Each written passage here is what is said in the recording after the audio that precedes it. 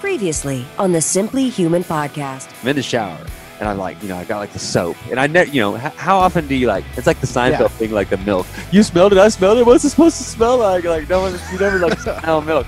So I'm like smelling the soap and I'm like, I got all of her little soaps. She has all the soaps and everything. And I'm like doing all this stuff. And I'm like, I don't know. So I'm like, I don't think I can smell anything. And so I get out of the shower and I spray cologne like right on my arm. And I'm like, and that's when I was like, oh crap. And so to verify, you went out in the yard and grabbed a huge pile of dog turds and shoved your face in them. It's episode 239 of the Simply Human podcast with your hosts, Mark and Rick. Two human beings being human. Our goal is to help you understand how humans are designed to eat, sleep, move, and enjoy, and how you can start living more like a human today. On today's show, it is Jeff Chilton. Jeff is an instrumental figure in the creation of the now booming medicinal mushroom category. With over 40 years of mushroom growing experience, he was one of the first to bring mushroom extracts to the North American market and organized. Is that a sentence you thought you would say today when you woke up? With over 40 years in the mushroom business? Well, yes, because I knew we were recording. It's not a fair question. He was one of the first to bring mushroom extracts to the North American market and organized the first organic mushroom growers workshop in China back in 1996. Wow. So Jeff Chilton, raised in the Pacific Northwest, and he was a really cool guy, and we're very excited. And he sent me a promo code to get some mushroom things, and that reminded me of like supplements and the things that he sells, which is all great. Mushrooms are great, but that reminded me we had another mushroom guy on a few years ago. And he sent us like a $100 gift card or something, and your response was he gave us a lifetime supply of mushrooms. Because you think of like, oh, the mushrooms in the supermarket are very cheap, so $100 worth of those is like mushrooms for life. Yeah, it's like $5 for like a thing of mushrooms. Yeah, or less. It was just one giant mushroom. It was like 8 feet tall, and I just used a knife and fork and cut a piece off. James and the giant mushroom. Rick, yes, you have missed a handful of intros. Yes. Because a couple of years ago, maybe, we have had several different ways that we've done the show. We used to do them on the first 4 Mondays of the month. And if there was a 5th Monday, we had a week off. Then we switched to the 7s. Do you remember this? Yeah. We used to release shows on the 7th, 14th, 21st, and 28th. Mm-hmm. Then we had a year, I think 2017, we released like 10 shows total. Yeah. So that's kind of when we lost a lot of steam there. That's when Health IQ just pulled the plug on the whole thing. But here recently, it's just kind of sporadic and all that. But one of the things that we've done is we record Mondays at 8:30 p.m. Central, take it or leave it. Like, you can't, as a guest, if you can't make that time work from wherever you are in the world, we love you. You probably have great things to say. Probably don't have anything good to say. Not working for us. Go to hell. I don't need you or anybody to be my mother. Joke for 3 people, and one person is not watching or listening. So all that to say, something has been happening on Monday nights unexpectedly that you have missed, and I have been okay with you missing. I wouldn't say it's unexpected. Maybe unexpected by many, but totally expected by me. And we're talking, of course, about the Dallas Hockey. Mark got a sex change. Hockey.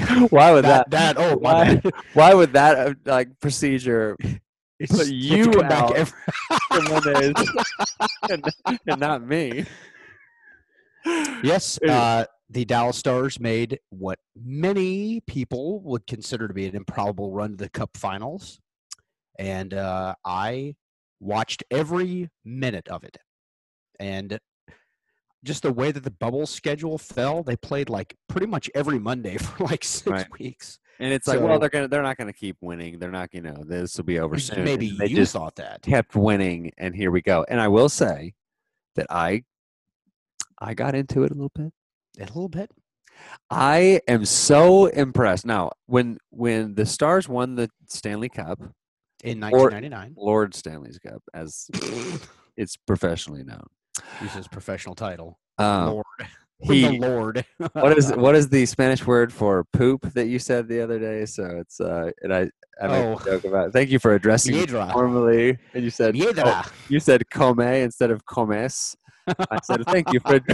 Mark said something, and I responded in Spanish for him to eat S, and he's like, "Thank you for using the formal usted version, not the familiar to version." That was a funny. That was a funny joke. So in 1999, the spring of '99, that was Yes. my senior year. That was Mhm. your freshman year at ACU. That was the spring of my senior year. Yes. And Right. we got into that. You know, football was over. We didn't have anything Mhm. to do. It's your spring semester, senior year. You're kind of coasting in anyway. The Stars was kind of a great thing. So Darian Hatcher, Brett Hull, all those got really into that. I have not watched a hockey game since then. In 20 In years? basically 20 years. So 21 years. I kind of get icing. I kind of get off. I kind of understand the penalty box and all that. But I was It sounds like you have a real firm grasp of it. There's ice. Okay, so I will say this is funny before I get to what I was going to say. So my daughter Hope, my fourth grader, was watching it with me, and she was like, "What happens if they fall through?" And I was very like, rare. "Oh yeah, I guess like to her brain, it's like there's Many like people water." don't understand this, but like underneath the ice, it's painted concrete, and there's only like I don't know. It's not much. It's like a half an inch of ice. Really? So It's not she's like a thinking they're foot. It's on like like a an very, very, ocean very small layer of ice. Yeah. or a lake. So it's like, well, it's not actually like that. So here's what I was Just reminded. tell her that there's sharks that swim underneath there, and they. I You will gotta keep say. watching for the shark. I will say this: we've been watching Alone on Netflix, the Arctic season, and Jen had this thought where this guy pulled up an ice fish, like a fish out of an ice hole, and it like instantly froze. Like that's how Oh, cold, yeah. I that's remember how the cold scene, it was. Yeah. And Jen, for just a split second, and then immediately started laughing at herself, thinking about all the fish were just frozen under there, just floating around Just gotta reach in and grab them. like ice cubes, like they're hibernating. Scoop them up. And as soon as she said that, she was like, "Oh, well, that's the dumbest thing I've ever said," and we laughed and laughed. All that to say, I was reminded of how unbelievably incredible hockey is. You know, It is otherworldly that those guys do. In terms of this, and I'm biased, obviously, because I'm a hockey player, but I think in terms of, and I'm just talking about the professional game, really, in terms of overall athleticism, like you think of like all of these skills needed to play a sport at a high level, like your grades of a player on Madden, like Right. speed, agility, quickness, whatever. yeah. But you have to have, Hand-eye these coordination. players are sprinting basically in 45-second segments for 3 hours, 45 seconds on, a couple of minutes off, 45 seconds on, over and over and over again. And the game never stops. I mean, it stops obviously, like Periods. penalties and periods, and the goalie covers the puck. But for the most part, stop it. Quit with your enough. All right, we've had enough of you already. But like there are times where the game goes continuous, and it's not that rare where it'll go for like 6 or 7 straight minutes without a whistle, and so it's just bang, bang, bang, back and forth. And so the ability to keep up from a cardio standpoint, the strength standpoint. I mean, these guys are not like 6'7", like 300 pounds, like NFL offensive linemen, but like these guys, they're extremely strong, and to be able to do all of this, the hand-eye coordination. You see, like some guys, a puck gets shot towards the net, and they use their stick to. That's what I was going to mention. Like that's when I asked you. One of the guys hit a goal like that, and I was like, "That had to have just been a total lucky." No.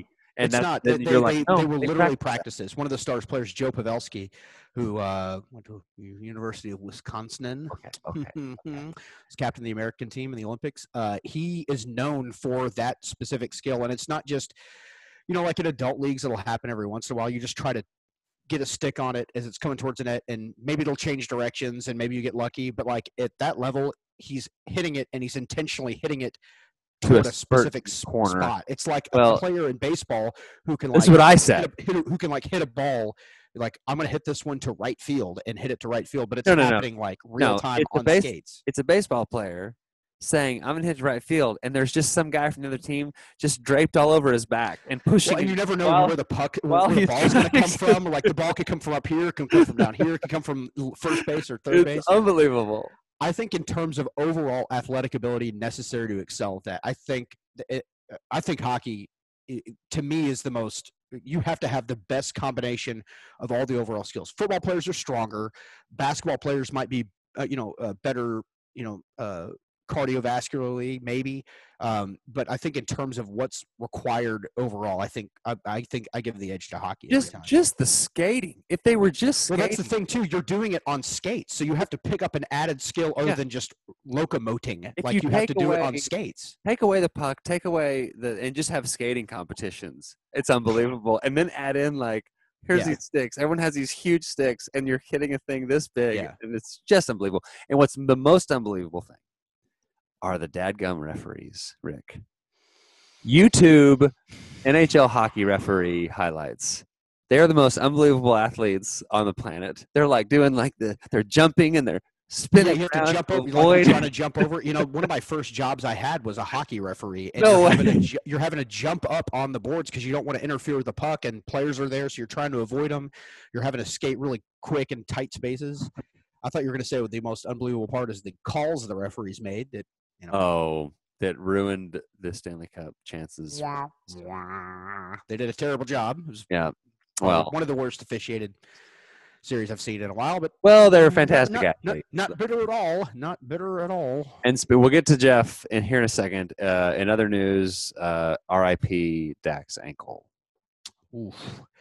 The worst part of that is I'm watching the game yesterday, and when he goes down, they show him, sitting on his rear end, and he's holding his calf. And you see, and Romo, Tony Romo's calling the game. He's like, "You really got to hope that's a cramp there." And I'm like, "No, his foot is the opposite direction. That's might be a cramp also." But the bulge of his ankle, it looked almost like his shoe was off his heel, and his heel was sticking up. Like his shoe had come off, and then you're like, "Oh no, that's not his heel. That's his whole foot has rotated 90 degrees." So bad. And he's not even hollering or crying. It looks like he's just kind of in shock. Well, his tears, he cried, but his tears were after everybody. He was being carted off the field, and everybody's coming up and right. It wasn't the pain. It was just the moment, and he was he had set the record for yards through 4 games. But also the pain. Holy Lord, that has to be insanely painful. I got dislocated ankle compound fracture. Yikes. Have you seen the ESPN 30 for 30 on how Alex Smith rehabbed? I really hope that's not what Dak has going on now, because it's going to be long. Anyway, all right. That was finally let Rick talk about hockey on the show talk. That's what that was. Proud of the boys. Yeah. I think they're well positioned for next year. All right. So this is the Jeff Chilton intro. We talked about that. We talked to him about his birthday. We're doing the birthday games without you. By we, you mean you, because I missed it. We talk about the Vancouver Islands. That's in Canada. Hockey, there's hockey there. That's where Jamie Benn is from. Vancouver. Victoria, British Columbia. We talk about fungus. We talk about decomposition, waste, standing in pristine rivers, fishing. We talk about all sorts of stuff. Jeff was really fun. This was great. Here's Jeff. My funny co-host is not on the call, and so it's just me, and everyone's like, well, we're not going to watch now. It's just Mark. But hopefully well, we'll do our best to make sure. I know we got to be extra clowny. He'll love he'll love that we said that about him. So where are you currently? I know you're in a room with books, but where are you? What city are you in? I am in a very small community on Vancouver Island in British Columbia. And this little city is called Tofino, and it's the surfing capital of Canada. What? Yeah. So, a couple of things about where you are. Number one, are you a hockey fan? Are you from that area? You know what? I grew up in Seattle, and the fact is I'm not a big hockey fan. Okay. Well, the reason that Rick is not on the call is because I don't know if you can tell by my sweatshirt that we grew up in Dallas. He still lives in Dallas. I am in Texas, not in Dallas. The Stars are in the Stanley Cup Finals as we speak. Oh my goodness! Well, watching the finals is important. And that I'm interested in it. Yeah. But he is hardcore, so it's okay. You're a Stars fan. I understand totally. And the other thing about the Vancouver Islands. Have you seen the show Alone? I have. Know what it is, I I guess. know what it is. Okay. Yeah, yeah, Because yeah. the first couple of seasons were in the Vancouver was on Vancouver Island. They drop people up Yeah. on the one of the peninsulas way up north. I Yeah. think the Brooks Peninsula or something like that, in some place that was so far Right. out of. Well, there's like they're all like 10 miles apart, and there was one guy that was crying. Now, I'm not saying that I wouldn't do this, but I just thought it was funny that they picked this guy for the show, and I think it's season 1. He's Yeah. crying on his camera before you can even like not hear the plane. Like you can still hear the plane. It's like within seconds, and he's already crying. I'm like, man, this guy didn't have a chance, and he Well, lasted 12 hours. and let me tell you, on the coast here, and I'm out on the west coast of the island. I mean, getting through the bush here It's is just not crazy. easy. Yeah. It is really hard. It's not like thinking, oh, you got a great forest and you just Right. walk through the forest and it's all good. These big trails. Yeah, it's not that way. Right.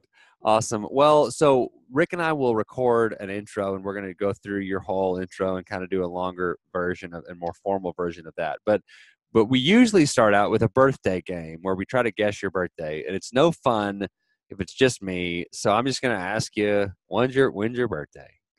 My birthday is actually September 16th. That was like not that long, less than 2 weeks ago. I know. Happy birthday. Thank you. Yeah, Do yeah. anything fun or fancy or anything on your birthday? Oh, no, not really. Actually, right now, I should be in Australia with my girlfriend, but I can't get there. COVID? No. Australia's locked down. I mean, yes, COVID in the sense that Related. Right. Yeah. right? I mean, the border up here is completely closed. I mean, except for essential services with the U.S. I was talking to a friend of mine in Arizona. He says, "Oh yeah, we're going back and forth across the border into Mexico. No big deal." Right. It's like, okay, well, we can't do that. Right.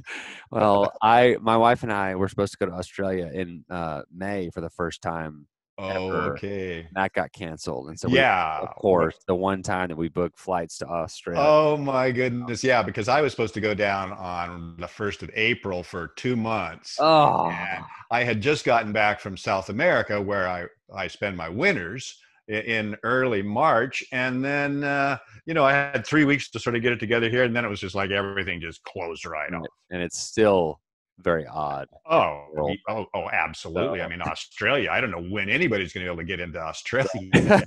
Even Australian citizens are having a tough time getting in. Getting out or in. Yeah. Getting in, yeah. Right. You can't get out, but getting back in, it's like not easy. Okay, so September 16th, that's the birthday. Yeah.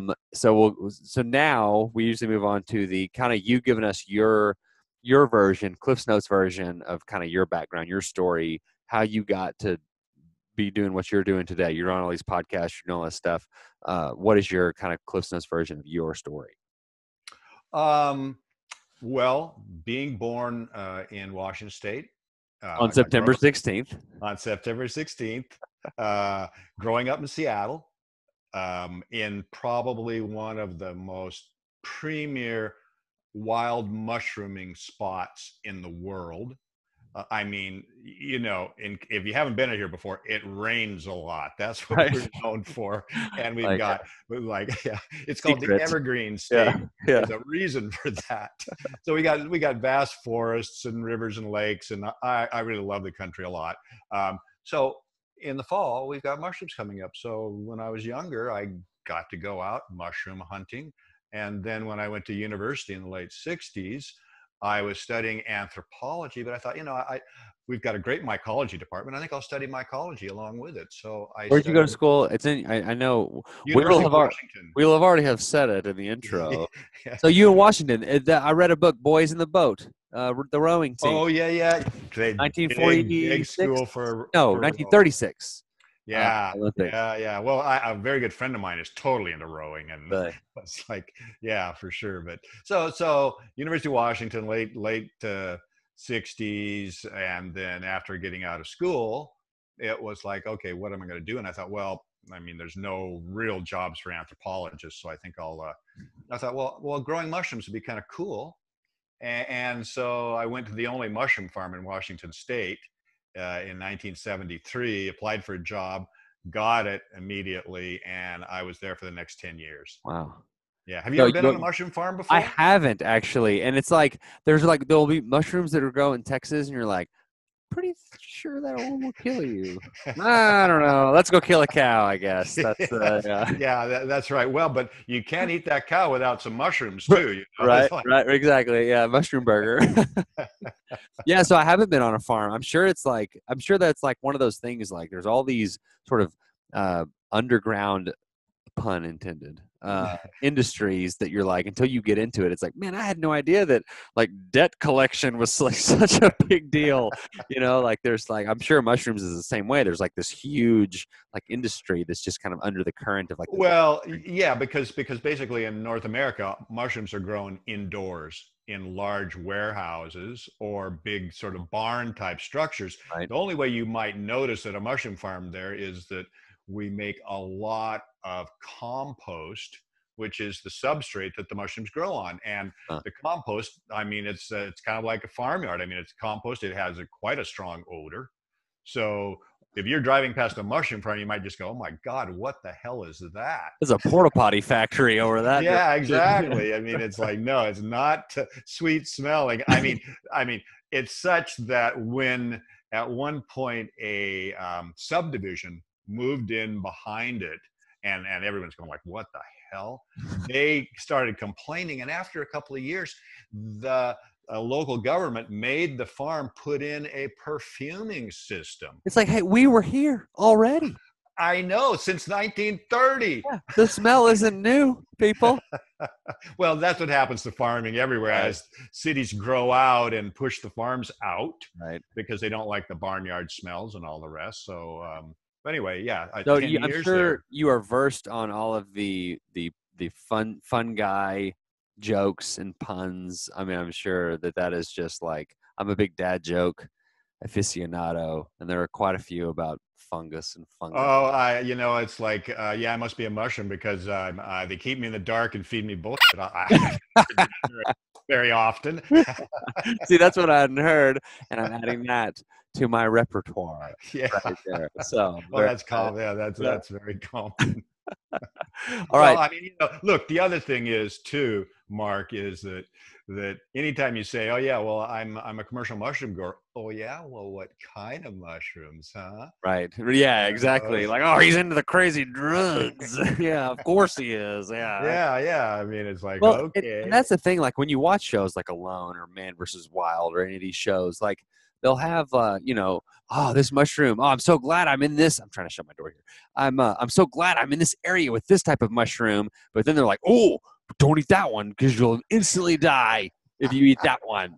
Like there's just so much, and down here it's like, I don't even know, like with the mushroom burger that we talked about. That's not, is that portobello? It's portobello, yeah. That's like the most like, and especially in Texas, like there's not. But then I've read books about the West Coast, and there's all these different types that you can go and find, and so I guess, like, can you kind of explain fungi or fungus as food, like how that's been around? This is one of the other like kind of rules that I live by, is like eat things, move in ways, etc., that have been around for like the longest. Like meditation has been around for thousands of years. Right. But fungi isn't like this like new invention that we have. Like it's been around since before humans. So explain why it's such a good food source. Sure. Well, first of all, we've been eating mushrooms for thousands of years. In Asia, you can go into their marketplace and there's probably at least 12, 15 different mushroom species that they eat. Mushrooms are actually very, very nutritious. Protein levels between 20 and 40%, mostly carbohydrates, but the carbohydrates are really good carbohydrates. They're things like mannitol, which is a very slow-acting carbohydrate. They have a carbohydrate called beta-glucan, which is what makes mushrooms medicinal. The beta-glucan is part of the cell wall of the mushroom. Low in fat. And this is kind of what's interesting about mushrooms, is when I started work on the mushroom farm in 73, it was like mushrooms, classical nutritionists said, Mushrooms are a garnish. They have no nutritional value. They're just kind of flavorful and all that. The Well, maybe like reason one of type of mushroom is like that. Yeah. Well, the reason they said that, which is really interesting, they are very low in calories. Oh, right. Okay, if something doesn't have calories to give you Yeah. energy, it's like it's a non-food, right? All right. So low in calories, high in fiber. So mushrooms basically are feeding our microbiome. Good in B vitamins, B1, 2, and 3. Good levels of B vitamins, and then a decent look at different minerals that they've got. Potassium and phosphorus are high in mushrooms. It's just a really good food that has been kind of ignored in the West, and really in the West we've only cultivated one single species of mushrooms up until the last maybe 50 years ago. All of a sudden we started to introduce a couple more into North America, and now you can get like 6 or 8 different species if you're in the right market. Right. But really I look at it as the forgotten food. Yeah. And what I call the missing dietary link, because one of the things about the mushroom is you're not only getting those nutrients, but you're also getting medicinal benefits. So listen, what is better than food as medicine? And Right. that's kind of what we're looking at here, not only nutrition, but something that has these medicinal values that are going to be very important. Right. So, I almost like I've got like in my drawer over here, like an immune boost supplement, and I'm pretty sure it's like it's like a mushroom. Okay. Now, if I'm taking like, obviously the best way to consume a mushroom is to go out and harvest it in its natural state and like just immediately like just eat it. That's the best. Are the supplements like when you're grinding it down to a powder? I mean, are you getting like I'm in Texas? I just have the one, these mushrooms growing in my grass. I probably shouldn't eat. I don't know. There's got pesticides all over 'em probably. Is that a good alternative, or are there better alternatives? Is shipping them in raw? Like, what's the best thing for me to do? Oh, look, the mushrooms that you're getting in the supermarket, which are what would we call the button mushroom, standard Right. mushroom, it's highly nutritious. It's a good mushroom. Those are the mushrooms that this farm that I was working on, and it's a really big farm, 2 million pounds a year Gee. back in 1973, 200 employees. I still eat that mushroom. I still think it's great, and so the fact is that you can get the other ones, but wild mushrooms, like, just kind of don't worry about the wild mushrooms, because the fact is like if you want to go out wild mushroom hunting, you need to have somebody with you Expert. that knows Right. what the mushrooms are. Because look, I mean, first of all, most of the mushrooms you're going to find are not going to taste good. So that's not what you want. There may be one that's poisonous, but it's, a lot of people say, oh, don't, if you touch a poisonous mushroom, man, You'll you die. are in trouble. Yeah. No, it's like, no. The most poisonous mushrooms of all, it takes 8 hours before you even know you're poisoned. Jeez. And at that point, it's too late.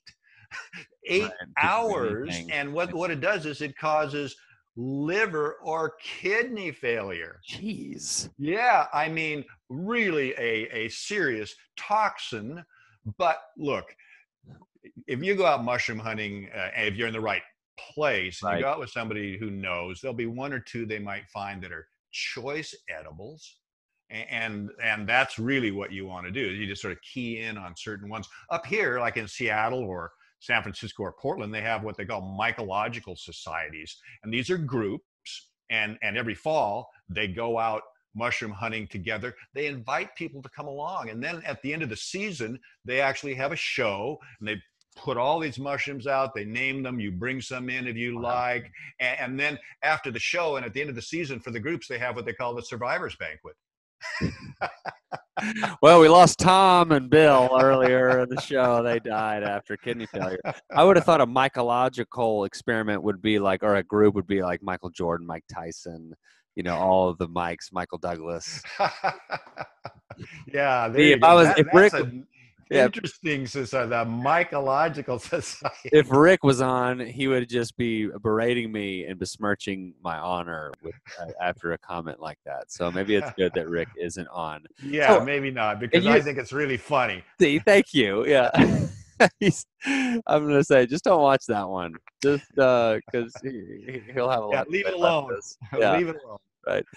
So somebody that's this experienced, I feel like because like fungus Yep. is what is you hear, oh, you fungus, the fungus among us, and I've got this athlete's foot is a fungus, and then no, but that's bad, but then it makes me itch. But then there's this other thing, it's a food. What is fungus, and what is its purpose, like in the ecological or mycological, Yeah, the station? mycological universe, Yeah, let's just call it. yeah, Well, fungi actually have their own kingdom. They're not a plant. They're not an animal. They sit right in between. And what they really are decomposers. So all of that organic matter out there, from let's just say all those corn stalks and the wheat straw and all the leaves that come down every year and the branches from trees, all of that organic matter that falls down on the ground every year, they are part of this natural system that breaks that down. So they're basically lunching on all of that material, breaking it down. They're doing that along with yeasts. They're doing that with bacteria, bugs, you name it. That's all breaking it down to humus to be. So they're basically repurposing all of that for plants to reuse and trees and everything to reuse as nutrients. So they're part of this whole cycle of decomposition. And look, there are a lot of what we'd call imperfect fungi. And these are ones that don't put up a mushroom. They're right. just down there in the soil. We never see them. And here's just a basic overview of this organism. They don't have seeds. So Mark, how do we plant these things? They do not have seeds. How do we grow them? May I guess? Okay. Spores? Well, very good. They do have spores. So, all right, that's the end of the call. We're done. yeah, but we don't plant spores to grow the mushrooms, actually, but we do use the spores. And so what happens is the spores go out there in nature. They're on the ground. They're on the wood. When conditions are right, that spore will germinate into a very, very fine filament. That filament's called a hypha. When multiple filaments come together, they form a network. That network's called mycelium. Mycelium I remember is this from biology. cool. I remember the word mycelium. Right on. Well, that's the actual body. That's the fungal body. And we normally don't see it because it's usually underground, embedded in the wood that it might be growing on, or in a tree or something. That's the fungal body. That's the vegetative body. When conditions are right, because this body is like building up reserves and it's growing out and decomposing. When conditions are right, like up here in the fall, up pops a mushroom. The mushroom goes through its maturity, and maybe that's 2 to 3 weeks. You know how sometimes, I don't know if you've seen this much, but you're walking along and you walk by this one place regularly, and then all of a sudden one day you go, geez, there's a mushroom. Where the hell And it did wasn't that there come like from? 4 It wasn't. seconds ago. That's right. Yeah. That's right. But the fact is, yes, it was there, but it just wasn't big enough for you to notice. Right. Okay, so up comes the mushroom, the cap expands, there's gills underneath, the gills are producing spores, out come the spores, and now we've got the completion of this life cycle. So this is the fungal organism. We basically relate to it as the mushroom, but they're doing all sorts of things out there, and some of these fungi will produce they produce all sorts of interesting chemicals. Some of them are toxins. Some of them are beneficial. So like what my company does is we grow specific mushroom species that have properties and benefits for health. And some of those mushrooms are actually mushrooms that we would be eating as well. But some of them are actually hard as wood that have only been used in, let's say, teas. Right. But you don't eat them because they're just, you'd be like chewing on a twig or something. A piece of bark or something. Yeah. Yeah, exactly.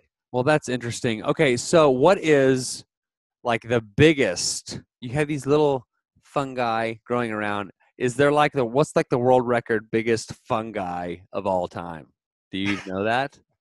Well, you know what they say one of the largest organisms on the planet is a mycelial network up in Oregon that spans some amazing Huh. amount of territory. And again, it's not like you're walking along. Oh yeah, there it is. No, A it's not mushroom the how. size of the Empire State Building. Yeah. Not No, that. this is Yeah. the mycelial network Right. that's underground. And look, that mycelium will be there as long as there's continued nutrient feeding it. Right. When those nutrients go away, or let's say it's growing and all of a sudden it's a brick wall, oops, that's the end of the line, So right? yeah, are we losing that?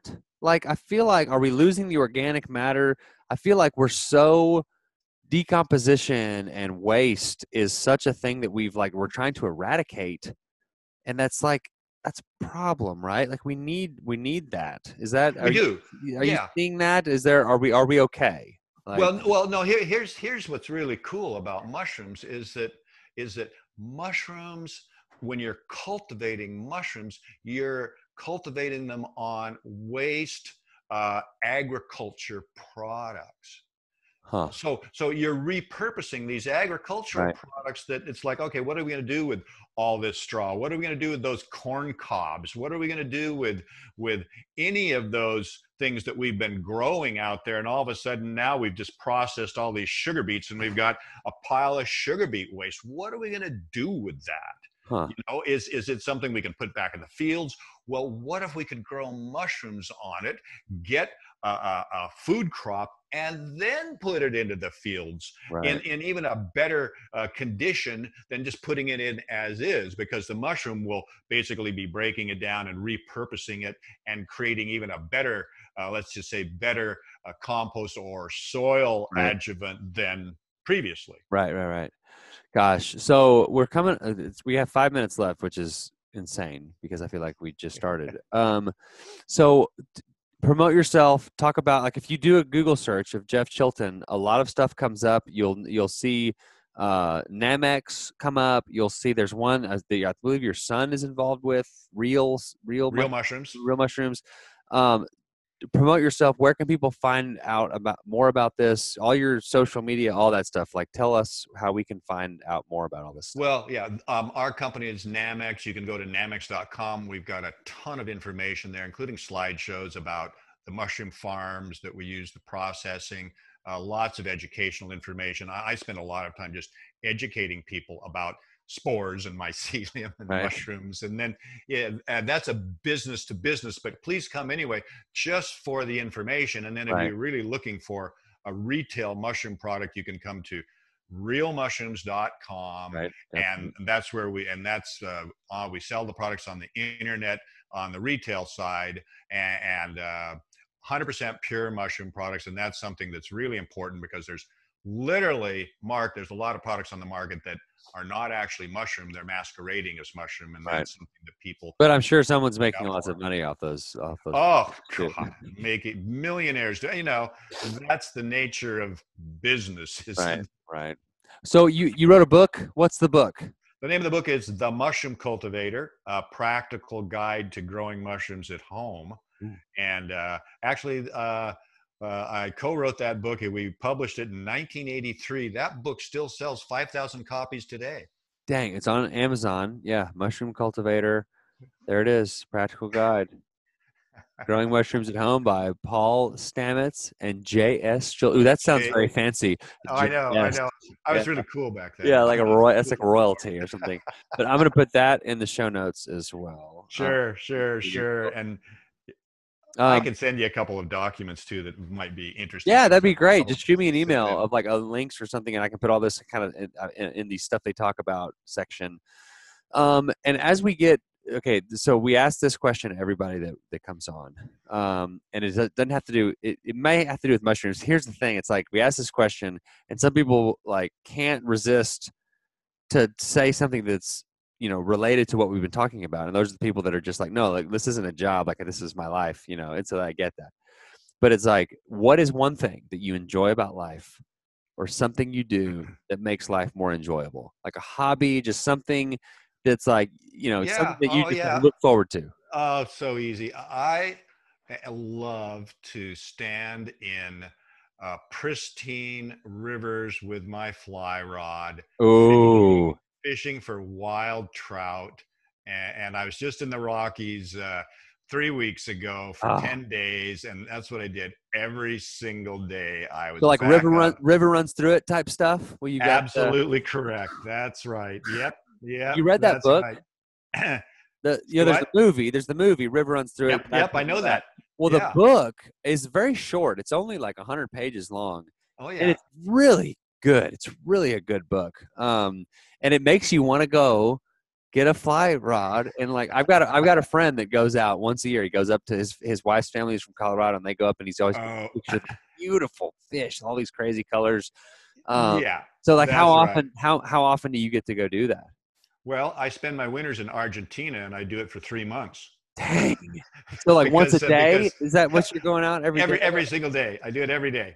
And I that's such get a up. different experience than like going out to like a Texas lake and just like throwing out a line, like pulling up like a crappie. Yeah. You know, I get it, or catfish or something. Right. Like that. No, I get it. No, Argentina is well known for some of the best trout fishing in the world, and I kind of escape the rain and the clouds up here in the wintertime. Yeah. I go to Argentina, and I spend 3 months down there, and every day I get up, I make my lunch, I have my coffee, I go to the river, I stay there until I'm, Well, do ready. you make your own lures? Like in the book, it really gets into like there is like this underworld. Making the Speaking of Yeah. underworlds, like there's these people, there's conferences of these lures that people make, and there's They're like, tying flies. Is right. what they That's what I do. mean to say. Yeah. Yeah, tying flies. And no, I don't. Although I've got the equipment that's been given to me, but Right. I don't. I'm just more like You know what? I love being out there for Right, one. You right. never know. The river is just such a beautiful Yeah. place to be. The environment there, and catching a fish is just like icing on the cake. Yeah, it's like if you don't catch a fish, like, oh yeah, I didn't catch a fish. Who cares? Look where I Yeah, am. I mean, it's been a great day. Yeah. Oh, yeah. That's I actually took my son fishing in like 10, 15 minutes from here over the weekend, and we didn't catch anything, but Yeah. we had fun. There were some Hey. dragonflies flying around. We watched the sunset. Yeah.